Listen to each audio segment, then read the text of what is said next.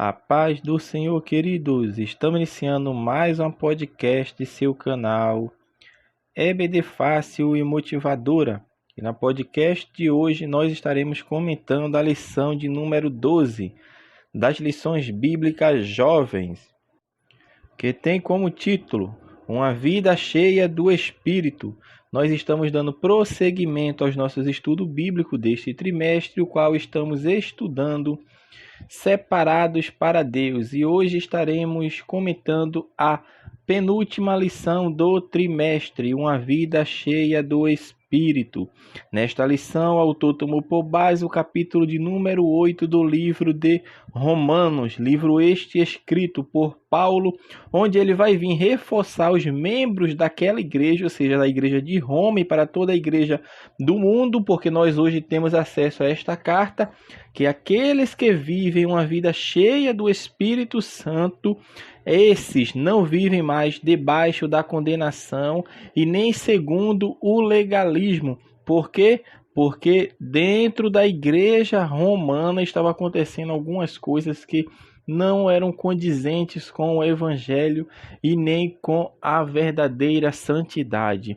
Então, dentro dessa perspectiva, nós vamos estudar a lição de número 12 das lições bíblicas jovens, Uma Vida Cheia do Espírito.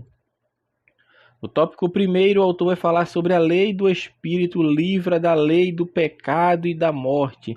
Ele vai tomar como base o capítulo 8, dos versículos 1 ao 4, mostrando que não há condenação para os que estão em Cristo Jesus. Neste ponto, o autor vai destacar a segurança que tem todos aqueles que servem a Cristo, que professam a Cristo, que obedecem a Cristo, que têm certeza da sua salvação, porque ele sabe que o preço já foi pago e hoje somos declarados justos, não porque temos essa autoridade em cada um de nós, não, mas temos a certeza da justificação, de que todas as dívidas foram quitadas mediante a fé que nós temos no sacrifício perfeito que foi efetuado e executado por Cristo, que era o único e foi o único capaz de fazer com que o homem se tornasse justo diante de Deus somente através de Cristo. Então, meu amado irmão, depois que o crente nasce de novo, ou seja, que ele tem um encontro pessoal com Cristo, é liberto do poder do pecado, ele agora entende que deve andar não debaixo da lei da carne, mas debaixo da lei do Espírito Santo. E isso é o que evidencia uma pessoa que tem uma vida avivada, que é avivado, que é um crente avivado. O que caracteriza uma pessoa avivada? É o crente que evidencia sua comunhão com Deus mediante o fruto do Espírito Santo. Ou seja, é o crente que tem vida diante de Deus e diante dos homens também, porque os homens, ele veem as nossas boas obras que executamos, e Cristo nos ensinou que eles hão de ver as nossas boas obras, mas que ele glorifique ao nosso Pai que está nos céus. Então, a obra vai ser feita, os homens vão ver, vão, mas a glória tem que ser dada unicamente a Cristo. Então, viver do Espírito é viver com as motivações corretas. Andar em Espírito, estar em comunhão com Deus é fazer as coisas certas.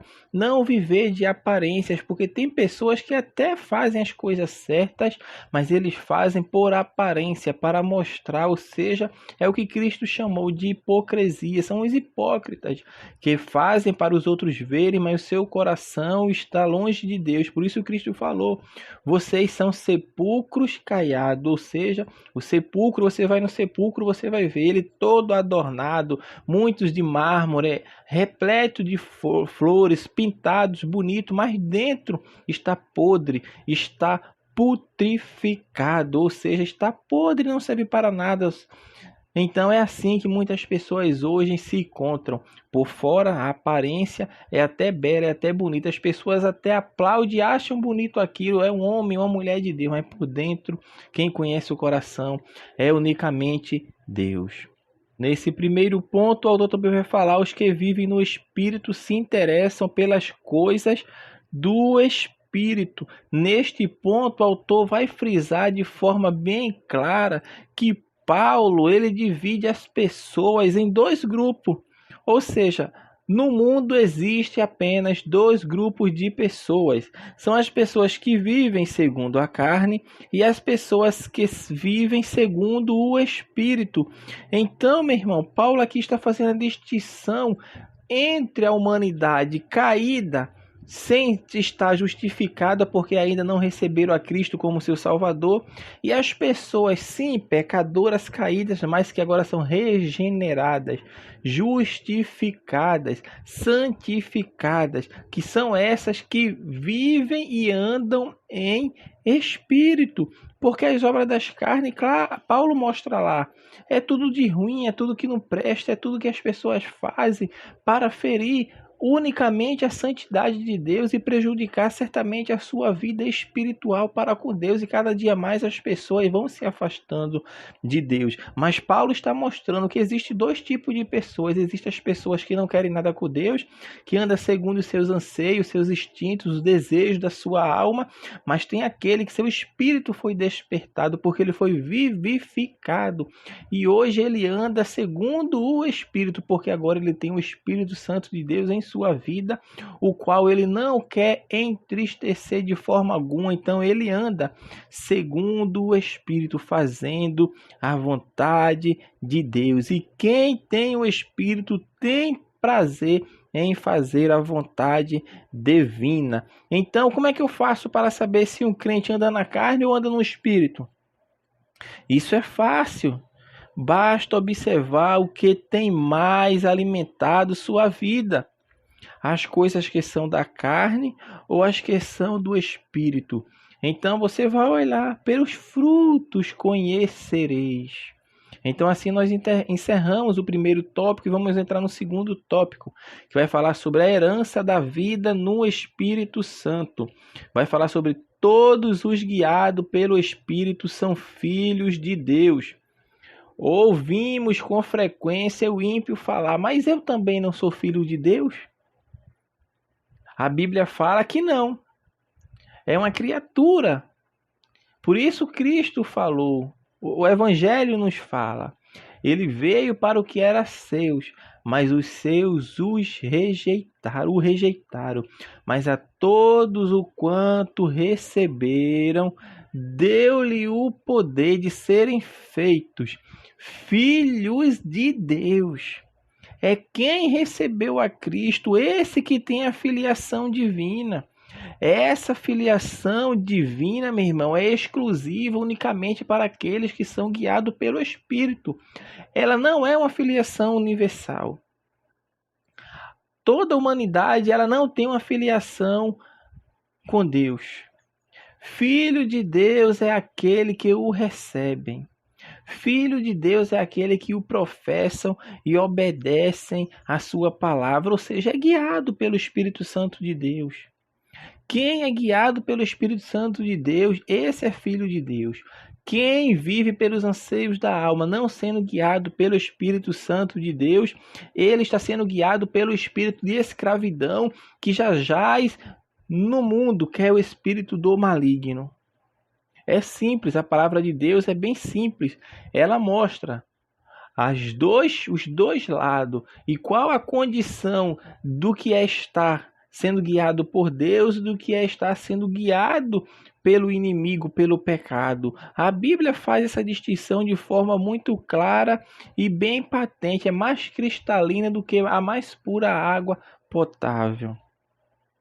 O autor também vai falar sobre a redenção e a vida eterna com Deus. Aqui ele vai frisar que a igreja do primeiro século sofreu muitas perseguições por causa do evangelho. Isso nós sabemos e entendemos bem. Mas os crentes daquela época, meu irmão, nem por isso eles estavam desanimados ou vieram a desanimar. Mas permaneceram fiel ao Senhor, dando sempre um bom testemunho, porque eles eram cheios, sim, do Espírito Santo. cheios do Espírito Santo. A redenção e a vida eterna com Deus é isso, é o crente saber que o que está preparado para ele não está exclusivamente nesta vida, mas na vida vindoura, que é a cidade a qual foi construída por Deus, não foi feita por mãos humanas. O arquiteto e o construtor foi Deus, e é para esta cidade que iremos, porque temos a certeza de sermos herdeiro de Deus e co-herdeiro de Cristo, das bênçãos celestiais. O Espírito Santo intercede por nós para encerrar esse segundo tópico da lição. O autor vem mostrar aqui que Paulo afirmou que o crente precisa ser paciente, pois há uma redenção futura para ele.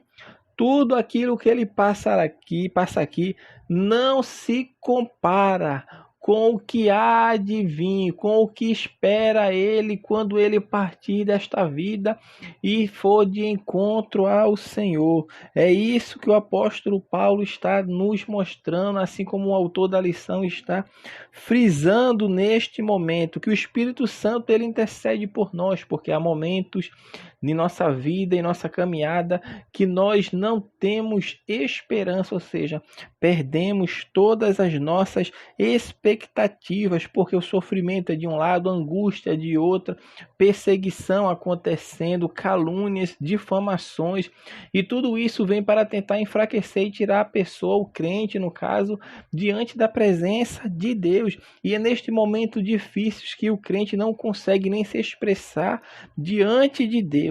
Mas a palavra de Deus nos fala que o Espírito Santo, ele geme em gemidos inexprimíveis para nosso favor diante de Deus. E muitas vezes nós não entendemos, nós não compreendemos, mas aquela oração, aquele gemido está subindo como cheiro suave às narinas do nosso Criador, que está tudo contemplando, e no seu devido tempo ele se levantará para fazer com que o crente venha a ser exaltado, se não nesta vida, na vida futura, porque isto nós temos a certeza que a redenção irá acontecer, e todos aqueles que andaram em conformidade com a palavra de Deus vão galgar a redenção, a glorificação do seu corpo, e estará para sempre com o nosso Senhor Jesus Cristo, qual há de reinar eternamente. E com ele nós estaremos, se assim permanecermos fiéis e cumpridores da palavra de Deus, não apenas ouvintes, mas cumpridores. O terceiro e último tópico desta lição é falar sobre a lei do Espírito é libertadora. O autor vai falar sobre tudo contribui para o bem daqueles que estão sobre a lei do Espírito. Os romanos certamente questionavam o que estava acontecendo com eles. E isso aqui é um balde de água fria na teologia da prosperidade. Porque com os romanos não aconteceu o que eles ensinam ou pregam hoje, porque é um ensino que não condiz com as Sagradas Escrituras. Os romanos aceitaram a Cristo, estavam agora alinhados na presença de Deus, fazendo a vontade de Deus, permanecendo fiel, reunindo-se para adorar a Deus e glorificar a Deus. Mas quanto mais eles tentavam se aproximar de Deus, mais a perseguição crescia e aumentava. Porque a convenção deles trouxe foi problemas para eles. E que problemas foram eles? Perseguição. Muitos foram mortos, perderam seus bens, perderam a sua dignidade como pessoa, porque as pessoas ali os desprezavam. Mas se converteram a Cristo. Então, como é que é essa história aí da teologia da prosperidade? Que hoje prega o que a Bíblia está mostrando o contrário. Então é uma teologia não bíblica. É simples, meu irmão. A Bíblia é muito simples de se entender e compreender. A gente lê e vai compreendendo e entendendo que as pessoas aceitaram a Cristo, aceitaram. Mas os problemas vieram, ou seja, as dificuldades se tornaram maiores. Então, como é entender esta realidade que aconteceu com eles e acontece ainda hoje? Acontece. Eles ouviram o Evangelho, se entregaram a Cristo, mas os sofrimentos e aflições não acabaram, ao contrário, aumentaram. Mas Paulo, quando está escrevendo para eles, escreve de forma enfática, porque Paulo tinha uma experiência que o credenciava a dar conselhos sábios, porque ele próprio falou que ninguém foi tão perseguido quanto ele. E ele faz uma lista completa do que foi que ele acometeu: naufrágio, açoitado, perseguido, quase morto. Mas, entretanto, ele levanta a sua voz como arauto de Deus e fala que tudo contribui para o bem daquele que estão sobre a lei do Espírito Santo. É isso que a palavra de Deus nos assevera. E para encerrarmos a nossa lição de hoje, o último subtópico vai falar que não há condenação contra os eleitos de Deus. Se Deus é por nós, quem será contra nós? Se Deus é por nós, quem será contra nós? Esta é enfaticamente uma promessa que foi proferida por Paulo, inspirado pelo Espírito Santo, para mostrar que Deus está conosco em todos os momentos. Não é à toa que o salmista, quando escreve o Salmo de número 46, ele fala: o Senhor é meu refúgio e fortaleza, socorro bem presente na hora da angústia. O que o salmista está dizendo? Que a angústia ela vem, que a angústia vai ser uma constante na nossa vida, mas Deus é o nosso refúgio e fortaleza, é o nosso refúgio, o nosso socorro. Por quê? Porque se Deus é por nós, quem será contra nós? Contra nós? Não existe uma pessoa que tenha a capacidade, que tenha o poderio, seja ele ser humano, seja ele ser espiritual, que se compare ao poder de Deus. Por isso Paulo levanta sua voz e fala de forma enfática: se Deus é por nós, quem será contra nós? Não existe ninguém que possa igualar-se ao poderio de Deus. Então ele está dizendo: Deus é por nós. Ponto final, acabou. Ele não possui o inimigo à sua altura. Ele não possui ninguém nesta vida, nem na vida espiritual, que seja capaz de igualar-se a Deus. Então Deus é por nós. Quem é contra nós? Deus está conosco. Então não há condenação para aqueles que estão eleitos em Deus, contra os eleitos de Deus, ou seja, eleito é aquele que está em Cristo. O crente que está em Cristo, ele é eleito. E quem está predestinado à salvação? A igreja, que é o corpo de Cristo. Quem está em Cristo está eleito e predestinado para obter a vida eterna. Mas eu tenho que estar em Cristo. Cristo falou: eu sou a videira verdadeira e meu pai é o agricultor. Toda vara que está em mim e não dá fruto, atira e lança fora. Ou seja, estava em Cristo. Vai ter alguém que vai estar em Cristo, mas não está fazendo conforme os mandamentos, o preceito de Cristo. Então isso vai ser tirado. Mas outrora ele estava em Cristo. Mas aquele que está em Cristo e permanece vai ser poldado. Vai ser poldado para vir a dar fruto. E o fruto que ele for der, que ele vier a dar, não é para ele, é sempre para os outros. E isso é o que é de mais esplendoroso no Evangelho, porque tudo que fazemos e produzimos nunca é para nós, mas para sempre o próximo. Por isso Cristo fala que a lei se resume em 2 mandamentos: amar a Deus acima de todas as coisas e ao teu próximo como a si mesmo. Então, meus amados irmãos, nós assim estamos encerrando mais uma podcast de seu canal EBD Fácil e Motivadora. E na podcast de hoje nós comentamos a lição de número 12, uma vida cheia do Espírito. Que Deus abençoe os irmãos e até a nossa próxima aula, se assim o Senhor permitir.